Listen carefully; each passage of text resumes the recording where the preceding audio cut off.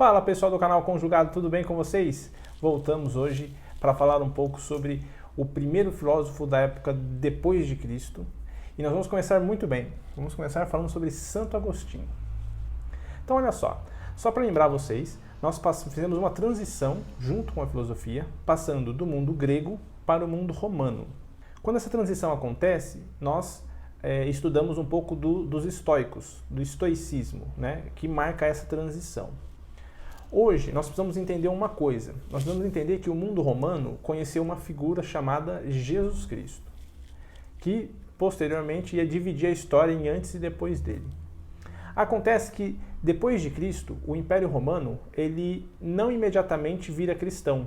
No começo, inclusive, os romanos perseguem os cristãos, matam e tudo mais. Aproximadamente por aí, pelo ano 320 depois de Cristo, tem toda a história do imperador Constantino. Então, a partir daí é que o Império Romano se torna cristão. Só que eles têm um problema. Eles precisam lançar as bases teóricas do catolicismo. E é isso que três grandes homens vão se destacar, que são Santo Ambrósio, São Jerônimo e Santo Agostinho. Então, só para vocês terem uma ideia, Santo Ambrósio, ele lançou os conceitos eclesiásticos da divisão entre o Estado e a Igreja. São Jerônimo fez um grande trabalho de tradução da Bíblia para o latim. E Santo Agostinho, ele lança então os fundamentos da teologia cristã na época da teologia católica.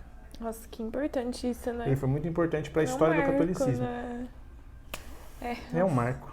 Então, Santo Agostinho nasce como Aurélio Agostinho em 354 depois de Cristo e vive até 430. Ele tem uma vida bem longa.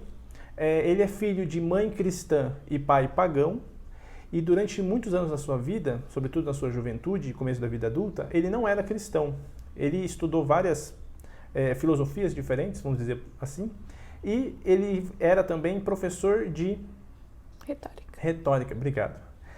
Professor de retórica quando ele se converte ao cristianismo. Depois que ele se converte, depois de algum tempo, ele é nomeado bispo de Hipona, uma cidade próxima ali de Cartago. Eu ponho no mapa para vocês verem que eu também não sabia onde ficava.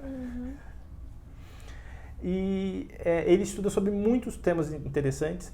Enfim, ele era um homem muito culto, né? Ele era um que sabia muito sobre muitas coisas. Santo Agostinho tem uma frase espetacular que se aplica a muitas coisas filosóficas até os dias de hoje. Um dos escritos de Santo Agostinho é sobre o tempo. E ele diz o seguinte: se ninguém me pergunta, eu sei o que é o tempo. Mas se alguém me pergunta, eu já não sei mais como definir. E pensem como isso se aplica a muitos conceitos filosóficos. Por exemplo, vida, felicidade, harmonia, tantas coisas que se ninguém pergunta, a gente sabe o que é. Mas que se a gente tiver que definir, é realmente complicado. E Santo Agostinho, ele pegou um tema que é realmente complicado, que é definir o tempo. É trabalhar com a definição, a ideia do tempo. É que são coisas tão abstratas, né? Como se a gente sentisse, mas não conseguisse colocar em palavras, né? Isso. A gente sente o tempo, a gente sente a felicidade, mas a gente não consegue explicar em palavras, né? E assim, se vocês pensarem em presente, passado e futuro, em como o presente é esse momento absolutamente passageiro entre o passado e o futuro, você pensa, a gente entra em parafuso. E quem define é o homem, né? A própria classificação de antes e depois de Cristo é uma classificação do tempo artificial, né? Então, Santo Agostinho vai definir tudo em relação ao presente. Então, olha só. O presente das coisas passadas, a gente chama de memória. O presente do presente, a gente chama de visão. E o presente do futuro, a gente chama de expectativa. Olha só que genial. Então, é meio como se o passado ele existisse enquanto nós nos lembramos dele. Enquanto nós temos memória dele. Depois vem várias críticas a esse pensamento, porque o pensamento, por essa linha, o tempo existe só dentro da cabeça do homem. Agora eu vou confundir mais. Porque, na verdade, para o cérebro, biologia, ele não tem noção de tempo. Então, se eu fechar os olhos agora e pensar que eu tô lá na casa da minha família, lá no interior de São Paulo, a sensação biológica, química, é como se eu estivesse lá.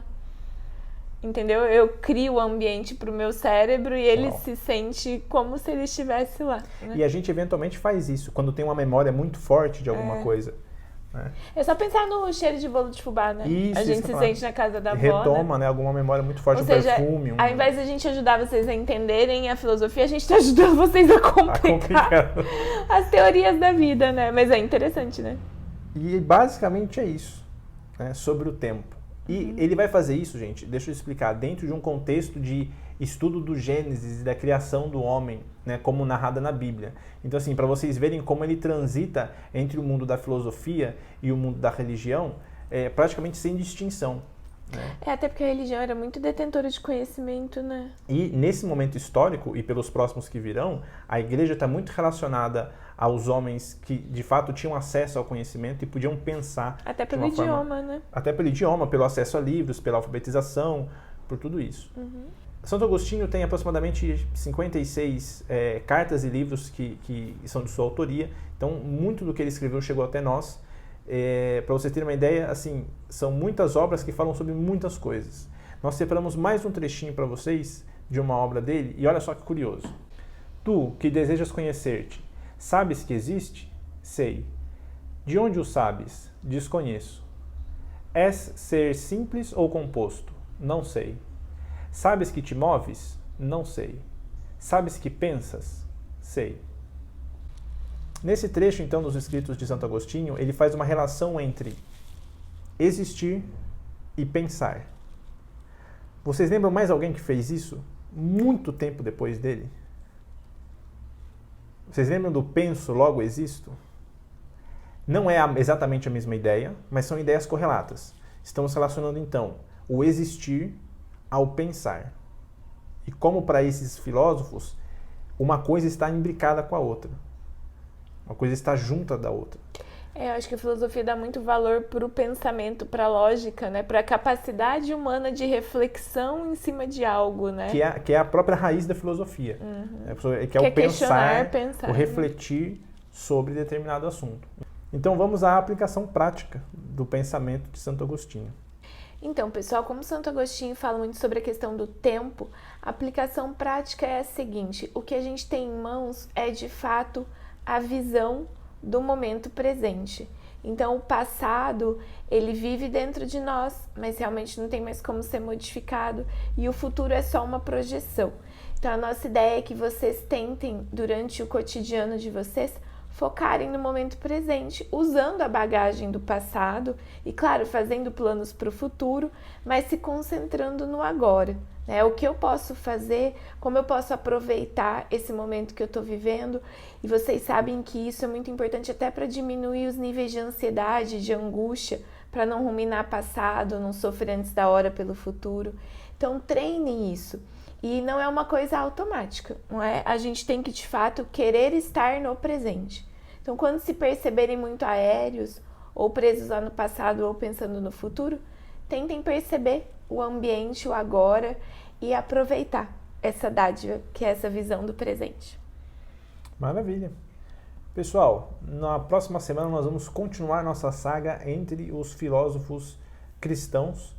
Não vamos falar quem, mas na próxima semana ainda estudaremos mais um, ok? Nos vemos na próxima quarta então, pessoal. Tchau.